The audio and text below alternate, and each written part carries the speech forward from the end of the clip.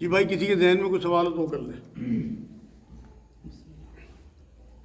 ایک ان کا سوال ہے کہ امی کی آنکھ بنوائی ہے، ڈاکٹر نے ڈراپ دیے ہیں، وہ روزے بھی رکھ رہی ہیں، کیا ڈراپ ڈال سکتی ہیں؟ ان کا سوال یہ ہے کہ آنکھیں بنوائی ہیں، اس میں کیا ڈاکٹر کی دی ہوئی دوائی ڈال سکتے ہیں؟ بھائی ویسے تو انہیں بیماری کی وجہ سے اللہ رب العزت نے رخصت دیا، وہ روزے رکھی کیوں نہیں؟ ابھی آنکھ بنوائی انہوں نے، کوئی کمزوری آ گئی، آنکھ میں کوئی اور دقت آ گئی تو بہت پریشان ہو جائیں گے۔ تو میری رائے ہے کہ وہ روزے نہ رکھیں، سردیوں میں پورے کر لیں۔ پھر بھی اگر وہ روزے رکھ رہی ہیں تو آنکھ کی دوائی سے کوئی فرق نہیں پڑتا تب تک جب تک وہ پیٹ میں نہ اتر جائے، کیونکہ ذائقہ جو ہے نا اس سے روزہ نہیں ٹوٹتا۔ آنکھ میں دوائی ڈالی انہیں، اگر ہلکا سا بھی ذائقہ زبان میں محسوس ہو تو وہ تھوک دیں اسے، اور دوائی ڈال لیں، کوئی حرج نہیں ہے۔ کیا سورہ فاتحہ کے بعد سورہ نہ پڑھنے سے سجدہ سہو ہوگا؟ سورہ فاتحہ کے بعد سورت نہ پڑھنے سے ان کا سوال یہ ہے کہ سورہ فاتحہ پڑھنے کے بعد سورت دوسری کوئی نہ ملانے پہ کیا سجدہ سہو ہوگا؟ نہیں بھائی، کیونکہ سورت ملانا سنت ہے، اور جو نماز کی سنت ہے اگر وہ چھوٹ جائے تو ان پہ سجدہ سہو نہیں ہے۔ ایک بار ایسا ہوا کہ نبی اکرم صلی اللہ علیہ وسلم نے ظہر کی نماز پڑھائی اور چاروں رکعات میں صرف الحمد شریف پڑھی، صرف الحمد شریف، ایک میں بھی، حالانکہ دو میں پڑھی جاتی ہے، دو میں نہیں، ایک میں بھی صورت نہیں ملا، الحمدللہ وہ نماز ہو گئی۔ تو اس کا مطلب یہ ہے کہ اگر کبھی کسی سے کوئی چوک ہو جائے، کوئی رہ جائے تو بالکل سجدہ سہو کی کوئی ضرورت نہیں، اس کی نماز ہو گئی۔ کیا رفع دین کرنا ضروری ہے، اس کے بنا نماز نہیں ہوگی؟ ان کا سوال ہے کیا رفع دین کرنا ضروری ہے، کیا اس کے بنا نماز نہیں ہوگی؟ نہیں، یہ نہیں، ضروری نہیں ہے کہ اس کے بنا نماز نہیں ہوگی، لیکن رفع دین نبی کی سنت ہے اور آپ کو کرنی چاہیے۔ اب کوئی یہ پوچھے جی میری گاڑی میں جو ہے وہ سامنے شیشہ نہیں ہے، گاڑی چل جائے گی؟ بالکل چل جائے گی، لیکن آپ دیکھو نا، آپ کتنے جو ایسیسریز اور کیسی آج کل جو گاڑیاں آ رہی ہیں ان میں کیا کیا چیزیں لگوا کے پھر گاڑی چلاتی ہو۔ تو یہ اسلام بھی ایک حسن ہے، یہ نماز بھی جو ہے اس کا حسن ہے جو رفع دین ہے۔ تو آپ جس طرح سے اپنی گاڑی کو، اپنے گھر کو سجاتے ہو، نئی نئی چیزیں لاتے ہو، تو نبی کی سنتیں جو ہیں یہ سجانے کے لیے ہیں نمازوں کو۔ جو نبی کی سنتیں ہیں کیوں چھوڑی ہم نے؟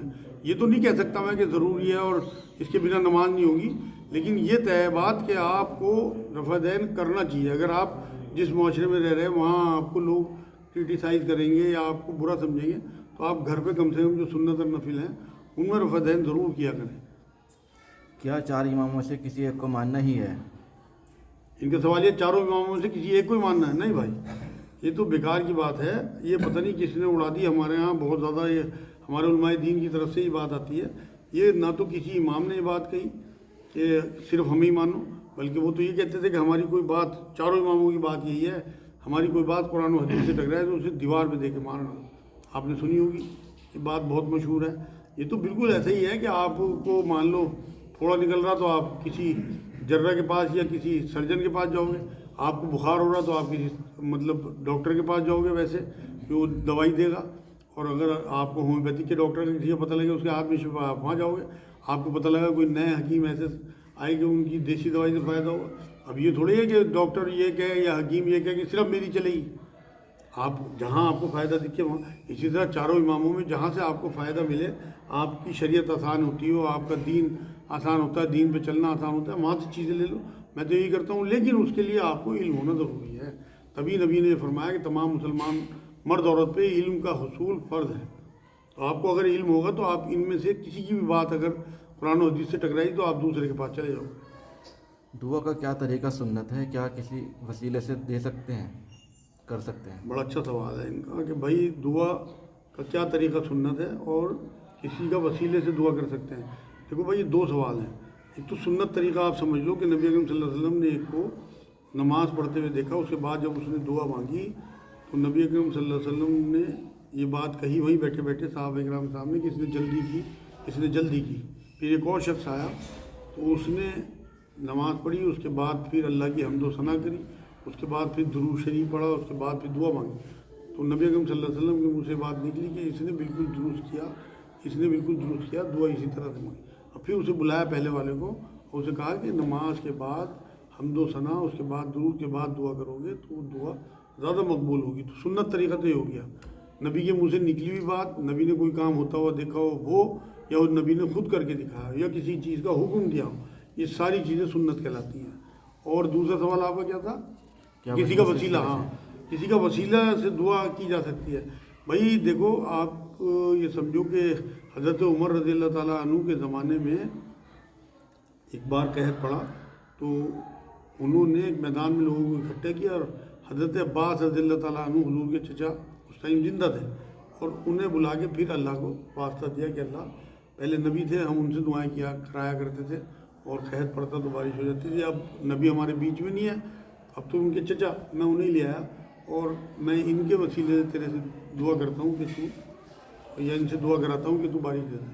انہوں نے دعا کی، وہ بارش ہو گئی۔ تو یہ سنت طریقہ یہ ہے کہ آپ کسی بزرگ سے دعا کرائیں، یہ نہیں ہے کہ آپ کسی مردے کا حوالہ دے کے آپ دعا کریں، یہ اسلام میں بالکل مناسب بات نہیں ہے۔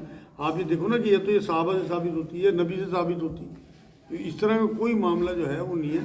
تو اس طرح کا وسیلہ نہیں، بلکہ یہ کہ آپ کسی بزرگ کے پاس جائیں، اس سے دعا کریں کہ آپ کو لگتا ہو کہ بھئی یہ واقعی اس کی نظر جو ہے وہ ہماری آخرت پہ ہے، ہماری جیب پہ نہیں ہے، تو بالکل انشاءاللہ اس کی دعا آپ کے حق میں قبول ہوگی۔ کیا ہاں، ایک سوال یہ ہے کہ عرب شریف میں 4 جو امام ہیں ان کو فالو کرتے ہیں، تو جو حج ہے وہ کون سے امام کے ذریعے؟ ان کا سوال یہ ہے، حرم میں 4 اماموں کو فالو کرتے ہیں، حج جو ہے وہ کس امام کے حساب سے کرا جاتا ہے؟ بھائی وہ 4 اماموں کو کوئی فالو نہیں کرتے، وہ پہلے زمانے کی بات کر رہے ہیں آپ، بہت سال پہلے۔ اب تو صرف ایک ہی امام ہوتے ہیں اور وہی تراویح پڑھاتے ہیں اور وہی نماز پڑھاتے ہیں، ایک ہی وہ ان کا جو مسلک ہے نا، وہ امام حنبل کے مسلک پہ وہ لوگ ہیں اس ٹائم پہ، اور کچھ اہل حدیث سے بہت زیادہ قریب ہیں وہ لوگ۔ باقی اور چاروں جو مصلے تھے وہ سب ہٹا دیے گئے، صرف ایک مصلی ہے، اسی پہ نماز ہوتی ہے۔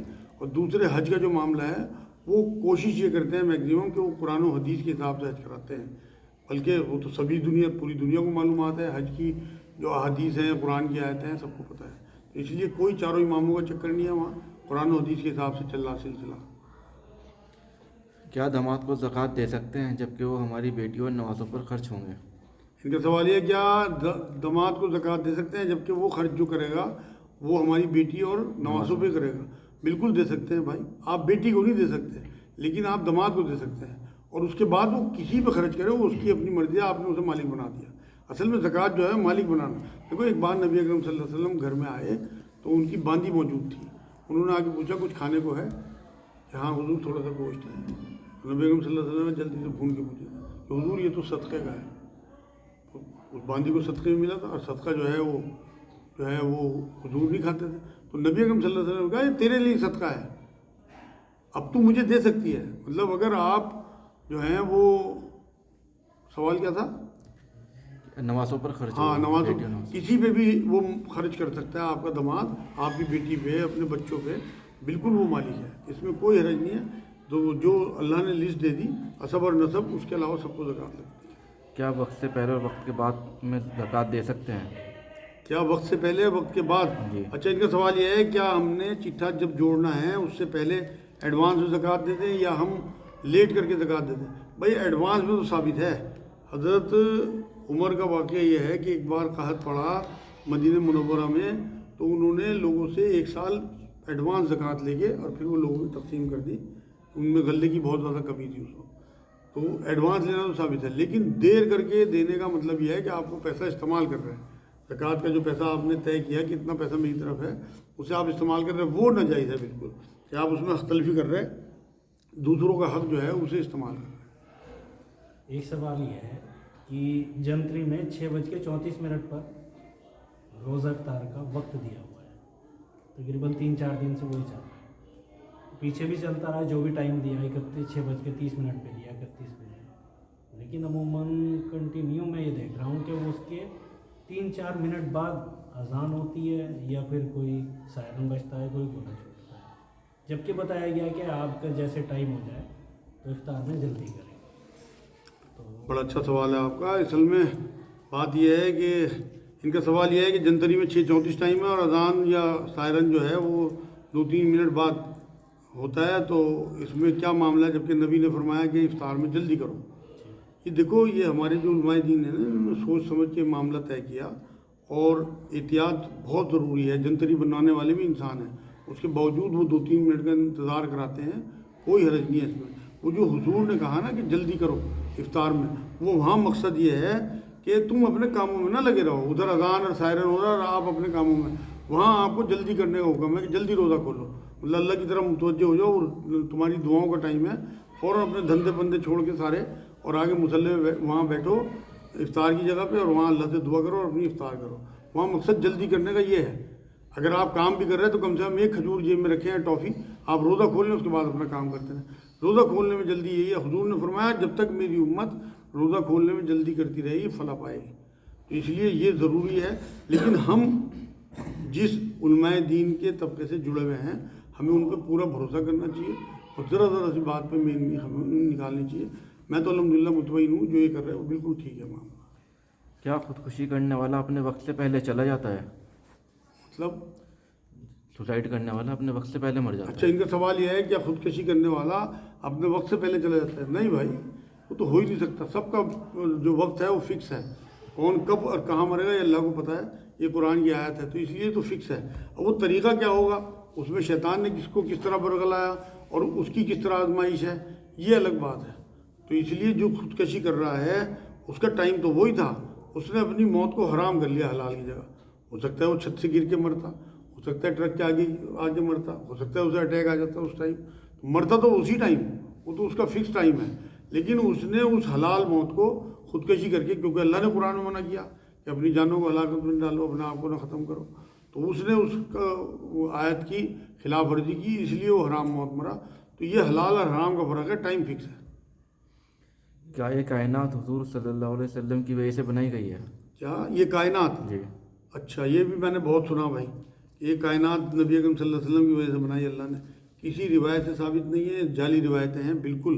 اور یہ وجہ جو ہے نا کائنات بنانے کی اللہ نے سورہ مائدہ میں بیان کر دی. اور اللہ نے تمام کائنات جو ہے وہ ایک حدیث قدسی ہے کہ میں چھپا ہوا خزانہ تھا اور میں نے چاہا کہ میں پہچانا جاؤں، تب میں نے اس کائنات کو تخلیق کیا. کہیں نہیں لکھا ہوا کہ نبی اکرم صلی اللہ علیہ وسلم کی وجہ سے بنائی.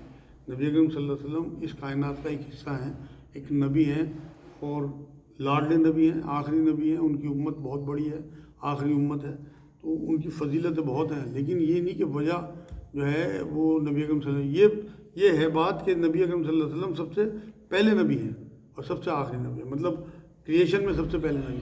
کیونکہ جب جبرائیل علیہ السلام سے پوچھا گیا نا، انہوں نے جب جبرائیل علیہ السلام نے پوچھا کہ آپ کب نبی بنائے گئے، کہ جب زمین و آسمان تخلیق کے مرحلے میں تھے میں تب بھی نبی تھا. یہ حدیث سے ثابت ہے. بات آپ کچھ پوچھ رہے تھے؟ جو خاموش نمازیں ہوتی ہیں جو امام صاحب پڑھاتے ہیں اس میں اپنی سورہ فاتحہ پڑھ سکتے ہیں کیا؟ ان کا سوال یہ ہے خاموش نمازوں میں ہم کیا سورہ فاتحہ پڑھ سکتے ہیں؟ نہیں بھائی، پڑھنی ہی چاہیے. نبی اکرم صلی اللہ علیہ وسلم نے فرمایا بنا سورہ فاتحہ کی کوئی نماز نہیں ہے. اور میں تو ہمارے امام صاحب تھوڑا ٹھہر کے نماز پڑھتے ہیں. الحمد شریف کے بعد جو وہ 1 منٹ کا وقفہ دیتے ہیں نا اگلی سورہ جوڑنے کے لیے، میں تو اسی میں الحمد پڑھ دیتا ہوں. الحمدللہ. تو سعودی عرب میں جو لوگ گئے ہوئے ہیں انہیں دیکھتے ہوں گے وہ ٹائم دیتے ہیں الحمد کے بعد، اسی لیے کہ آپ اپنی الحمد شریف پڑھ دو. پڑھنی ہی چاہیے. امام اگر نماز پڑھا رہے تب بھی اگر آپ کو موقع ملتا ہے پڑھ دو. دیکھو اگر وہ امام صاحب اسپیڈ میں نماز پڑھا رہے ہیں پھر تو آپ کو قرآن یہ حکم دیتا ہے کہ جب قرآن پڑھا جائے تو غور سے سنو، خاموش رہو تاکہ تم پہ رحمت ہو. پھر تو آپ کو انہیں کی سننی ہے. لیکن آپ کو ذرا سا بھی وقفہ مل رہا یا چانس مل رہا جیسے خاموش نمازیں، بالکل فوراً سورہ فاتحہ پڑھا کرو. کیا رسول صلی اللہ علیہ وسلم کے روزے پر ہاتھ باندھ کر سر جھکا کر سلام پیش کرنا جائز ہے اور رونا؟